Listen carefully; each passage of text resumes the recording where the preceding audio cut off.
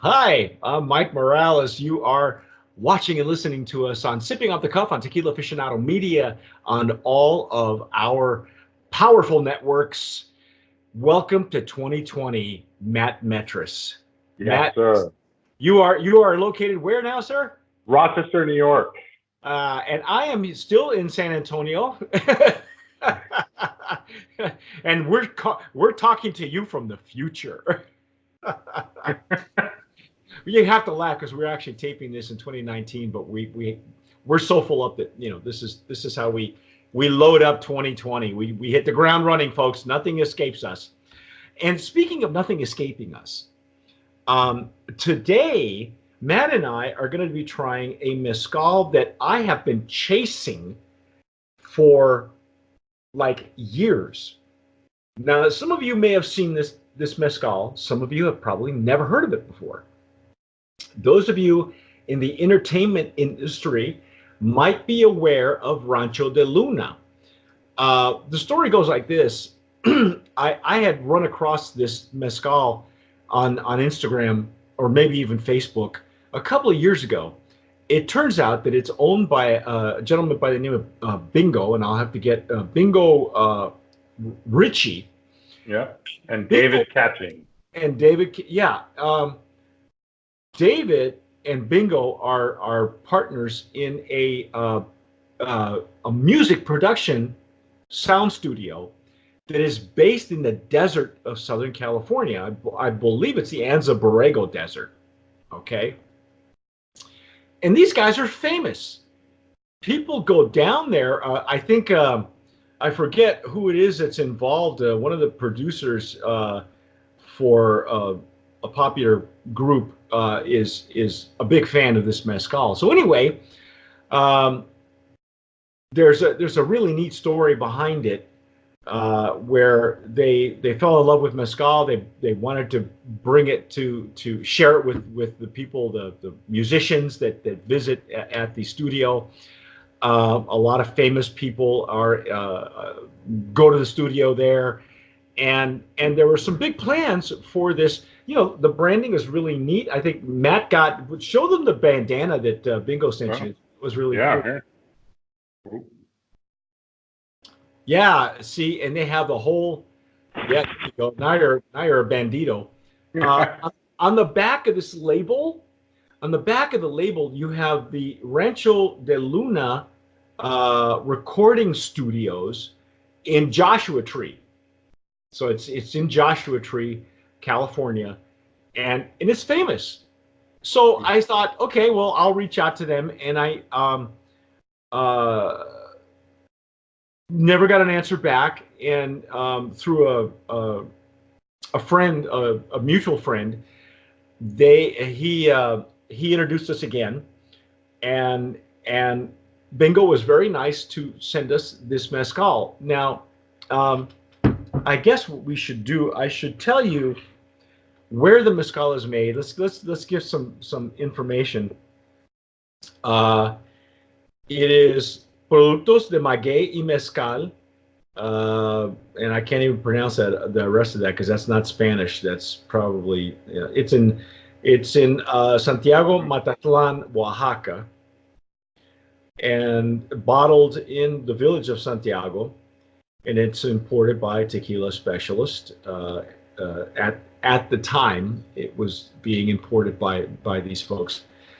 Um, anyway, the story goes like this. The reason that this brand was gaining traction, a lot of traction, and not just with the entertainment folks, but in the market in general. And there was some interest there's some heavy interest from a large distributor, one of those mega distributors that we've all heard of. But anyway, um, it turns out that the producer, the guy who's helping Bingo and his friend produce this mezcal, has hijacked the name. And the reason for the name of the mezcal is because that is named after the studio. It wasn't the other way around. Anyway, just for the sake of clarity, if you've seen this mezcal before, maybe you've tasted it, you've seen it out in the market, and you're wondering what happened to the traction, what happened, because all of a sudden it just kind of fell off the face of the earth. Bingo has sent us a statement, and I'm going to read bits and pieces of it. I don't want to take sides one way or the other because this is being fought legally on both sides of the border. Okay, so there is litigation going on, but suffice it to say that Bingo is not a happy camper at this point. He tells us, "Dear Tequila Aficionado, thank you for this opportunity to present our brand to the agave spirits industry. Our story and the story of the hijacking of our brand, Rancho de Luna Mezcal." He pulls no punches there, folks. Rancho de Luna Mezcal was started by David Ketching and Bingo Ritchie and began as an extension of our hospitality at the world-famous Rancho de Luna recording studio in Joshua Tree. He's had groups like, here we go, now he's dropping names, Iggy Pop, the Foo Fighters, Phantogram, the Arctic Monkeys, the Queens of the Stone Age. You've heard all these groups before, right? Many of the great artists and bands have crafted their gold and platinum albums in our studio. When we decided to team up with Productores de Maguey y Mezcal, I'm going to try and pronounce these. Guy Xiu, that's got to be indigenous language, I'm not sure. We were sure that we had found the best team possible to partner with. And I won't name the name of the gentleman involved. And the master distiller, I guess, Jaime Mateo Tirado, and his family make beautiful mezcal and enjoy a good reputation in the agave spirits world. If you've heard that name before, they also produce Los Hades mezcal. Some of you big mezcal fans have heard of Los Hades. To make a long story short here, Rancho de Luna signed an operating agreement in November of 2017. The agreement was we awarded partnership to Sergio Enriquez, who is Jaime Mateo's liaison to our brand and who became our production manager. The very next day, unbeknownst to us and behind our backs, Jaime Mateo applied for the Mexico brand trademark Rancho de Luna, thereby hijacking our brand.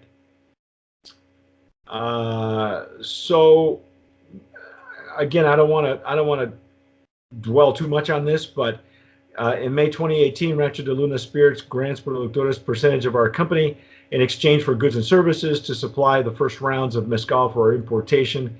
And there's a problem with the importer as well as the distributor in Southern California. I'm not going to name those names either because I know them. In any case, they had some big plans to be featured on Netflix and with a much larger distributor, but everything has come to a screeching halt. And so, in any case, there's a lot to this story. Let's just suffice it to say that it looks that right now it's in litigation on both sides of the border. And until that's cleared up, Rancho de Luna is pretty much at a standstill. However, they do have a good legal standing right now on both sides of the border. So it looks like best case scenario, they will be moving. They had plans to move to a much larger palenque. And when that happens, they'll be producing again, maybe somewhere first or second quarter of 2020 in this year that we're at. So that's the story of Rancho de Luna, kind of in a nutshell. It's a sad story, but it happens. It's not the first, and it probably won't be the last. But other than that, Matt, what do we know about the brand? What do we know? I don't want to go on a downer because I have been so looking forward to tasting the brand that it sickens me that this kind of stuff still goes on. But it's a very common story, folks. It's the seedy underbelly of the spirits industry that a lot of people are not aware of. all you folks see is how cool this is, and you may have seen it in Southern California, and you know that your favorite groups have had this mezcal, and you want to drink like the Foo Fighters, but um, this is the reality, folks. It happens in this business, and so our best wishes to Bingo and his partner, and hoping that things get cleared up, and also with Los Javes, because I know that they have.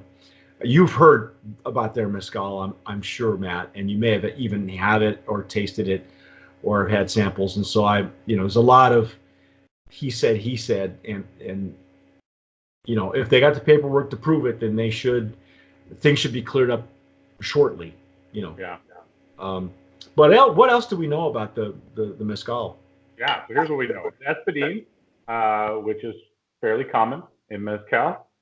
It is roasted in a conical stone oven, Tahona milled, naturally fermented in wooden vats. Those are all pretty standard production methods, distilled in small coppered pots.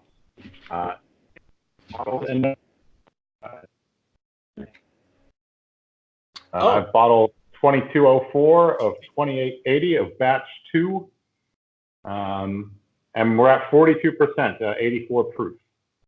Yeah. So, the interesting thing is that Bingo and his partner wanted to make this as authentic as they when they experienced it, and they have accomplished that. They also come with some really cool, POS, which pretty much tells you the sustainability, fair trade. On their label, they're calling we know it's Espadín, but they're also calling it Augustifolia, which is the what is it, the binomial nomenclature or something. Yeah. I'm trying to remember my years ago, right? I got a nice little coaster too. I don't know if you got any. Yeah, he sent us coasters. He was very cool. He was sending us lots of information. Bandana, which Lisa has absconded with because she's a big bandana person. She will wear the bandana. But anyway, as we can tell, I poured mine into Stasel Jarrito, and it's pristine. It's really, really pretty. You're using the Stossel for tequila. Tequila, yeah. My other one's dirty. Yeah, the other one has something that we tasted that is still lingering. Good legs and tears though. Yep.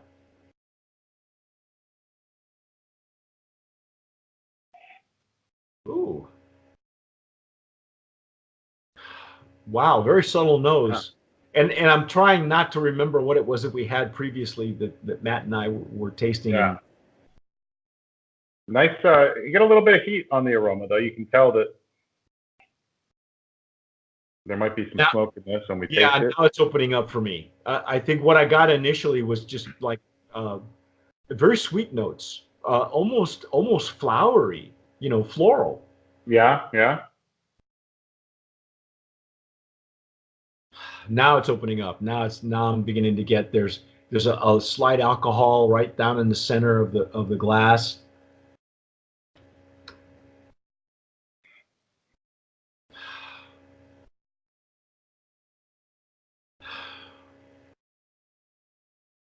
Now they are pit roasting this? Pit roasted, yep. That's what it says, yeah. Yeah, because I'm not getting any smoke either. No, we'll have to see when we taste it. Yeah. Other than that, I'm getting floral, and I'm getting some sweet notes, and are you getting any vegetal or? Not really, no. Wow, I'm surprised. It's not reacting like an Espadín that I've had before. It's not green or and it's at a higher ABV, so it's coming in at what is it, 42? 42, yeah. Yeah, so it should be talking to you, but this is quite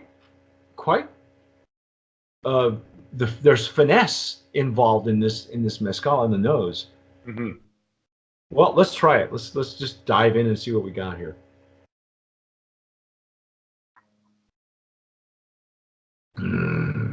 Oh wow.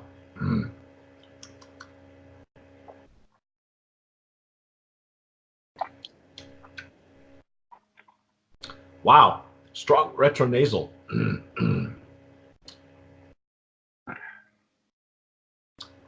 Yeah. So what do I get? Some brininess off the top, almost oliviness. You definitely get some of that. You can tell it's an overproof right away.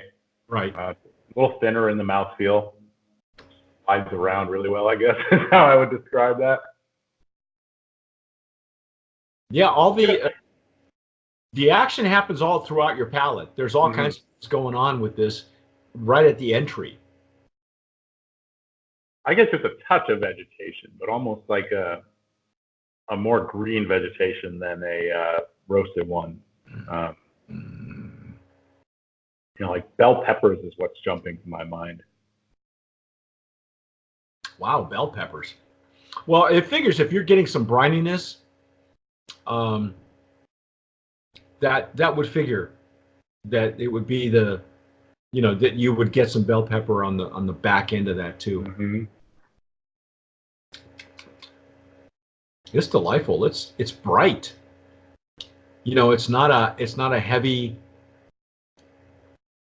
Oddly enough, it's not a heavy in your face espadín like I've had in some other ones. The character. I'm not sure what they're doing with the. Again, Los Javes, the folks at Los Javes have been making mezcal for a long time, and they're very well known with some great, a great reputation.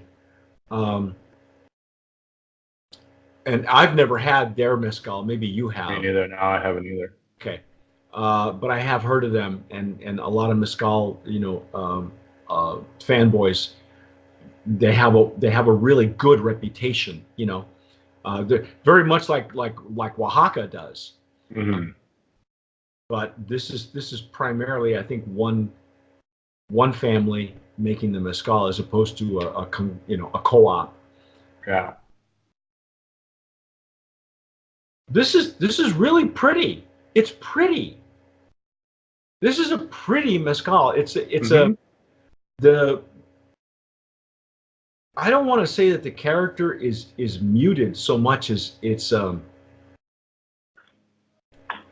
what I expected. I expected maybe, because especially at the ABV that we're getting, we've had, it's not that it doesn't have any character, because it does. It's way more approachable than I thought it would be. It is, and it's sort of subtle in that a lot of mezcals are really in your face. And in my mind, I'm thinking away of if I would mix this. And I think I would use this in a cocktail. And I'm trying to decide what I would. Sorry, I got some fruit flies flying around my face. I'm not sure what I would mix it with just yet, but it's not overpowering. A lot of time when you use mezcal in a cocktail, it really just takes over everything else. Yeah. And it makes it hard to do some kind of the subtle stuff. And this presents an opportunity to be a little more subtle and still carry the cocktail without overpowering it. I've had the entry level what we call gateway mezcals, stuff like El Silencio, which is a medley actually. It's got 3 different plants in it usually, or even Scorpion. Mm-hmm. Scorpion is all, but Scorpion is known for their aged versions much more. Although they make some great wild harvested stuff too that's really hard to get. It's the Escorpion line, and they're usually at higher ABVs. But this one is, you're right. I think maybe that's what they were going for. That this would be a cocktail friendly mezcal that is still, at a higher ABV and still mixable. See, that's kind of neat how they did that, and I'm not sure which mad genius figured that out, but you don't have to. It's nice because, in my opinion, some of these gateway mezcals are dumbed down for the American palate, or they're dumbed down for those of you, and I call it dumbed down, but I'm sure there's another word. They're tamer, for the American palate, and for those who are transitioning from tequilas to mezcals and aren't ready for that in your face. But this one, I like that this one is more in a traditional sense at higher ABV, but yet still mixable. Yeah. That's I the mean, beauty of these gateway yeah, mezcals is you can mix them. it's very versatile. You can sip it, and it's only a little bit above average as far as ABV goes. So it's not like, when you use 110 proof in a cocktail, it's a waste of everything, right? You're gonna Right. not appreciate it. And this is just subtly over, and enough that we could do something. I'm still, I don't know what I'd mix it with. I'd have to play around with it for a while to find a good pair for it. But Something, it would, an elderflower maybe, or yeah. I mean, that could be interesting. I think I might have some downstairs, so I'll go try that out later, and I'll report back to you. See, there you go. We've just inspired Matt to go downstairs and experiment with his stuff. Well, I think that's what they were going for. I think they were going for something really. I think it's brighter. I think it's pretty. It's not. It's got more of. Gosh, and they do this a lot with tequila, and they do this a lot. There are feminine aspects of the juice, and there are masculine aspects of the juice. This is a very there for some reason I'm getting a lot of feminine aspects to this juice that I'm not used to in an espadín. You don't see it. Mm-hmm. Even though there are lots of women mezcaleros now. They're becoming more and more known, and they make them really. Some of these gals make really bold mezcals. This one, I like it, but I think you're right. I think it would really shine in a cocktail. Whatever you come up with, let us know, because now didn't they have didn't they have a cocktail mixes in their POS? Yeah, I don't see any in my stuff. Okay, because I got a whole truckload of stuff. No, it's just information. It's just postcards. Yeah, I actually have a file of POS. Some people send us stuff. Most of the time we don't get any, but we go just on our taste buds. Yeah, or I just lose it by the time I get it and we tape it. And we just but other than that, what do you think? You think this will be one of our first mezcals for 2020 as a Brand of Promise nominee? Yeah, 2020 Brand of Promise, definitely. They do have some recipes on their website. I'm just browsing those real quick. Okay. What catches your eye? They got one with honey and a bunch of different juices: lime juice, passion fruit, orange, pineapple. They have one mixed with tequila. It's basically a margarita, but with a cherry and an orange peel. Cucumber chipotle bitters and blood orange San Pellegrino. That could be interesting. Now, I like the tropical fruit aspect of that because I get it. I understand because it was more floral and fruity, almost reminiscent of a Highlands tequila, from the Andas or something. It was weird, but much more toned down, and I'm sure the process is fine, but they're doing something to it. I think that's what they were going for, though, Matt. I think they were going for the tropical fruit, and make it mixable. So it's because it was really quite refreshing on its own. Yeah. They got a lot of tropical fruit, a lot of citrus fruit on their recipes here. I think pineapple would be a good match. Oh, there you go. Yeah. Ready? Yeah, we'll have to play around with this, and then I'll report back to you. Yeah, please do. On the social media. The cucumber bitters sounds really interesting. Yeah, I've never seen a cucumber bitters, and I live about a mile away from Fee's headquarters, where they produce a ton of bitters. No kidding. Yeah, right down the street, actually, and so I have a good bitter selection, but I've never seen cucumber. Well, now you're going to have to go back to them and go, hey, you guys explode on this. Hey, well, that's our take on Rancho La Luna. I know it was a little bit longer than we expected, but there's a story behind every label, and this one has two stories. It has a really fun story, and hopefully it'll have a happy ending. I'm hoping that there'll be a win-win-win for everybody, and then we move on. I think for where it's being produced right now, this batch, this version, I really want to nominate this as a Brand of Promise. When they move to another palenque, maybe later on in the year, maybe at the end of 2020. If it changes, I would love to see these guys resubmit. If there's a sincere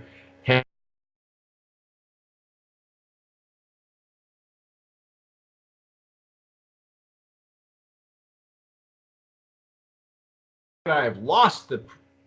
Did I? Oh, there we go. There we go. Okay. Yeah. Holy cow. Well, hey, that's our take on Rancho de Luna Mezcal. You've been listening and watching Sipping Off the Cuff on Tequila Aficionado Media. Happy 2020 to all you guys. I'm Mike Morales here in San Antonio. That gentleman out there is Matt Metris in Rochester, New York. Wherever you're listening to us or watching us, if it's watching on YouTube, please subscribe. If you've had this mezcal, let us know in the comments. Please do. And if you're listening to us anywhere where you download your podcast, like Spotify, please subscribe as well. But whatever you do, tomar sabiamente. Sip wisely.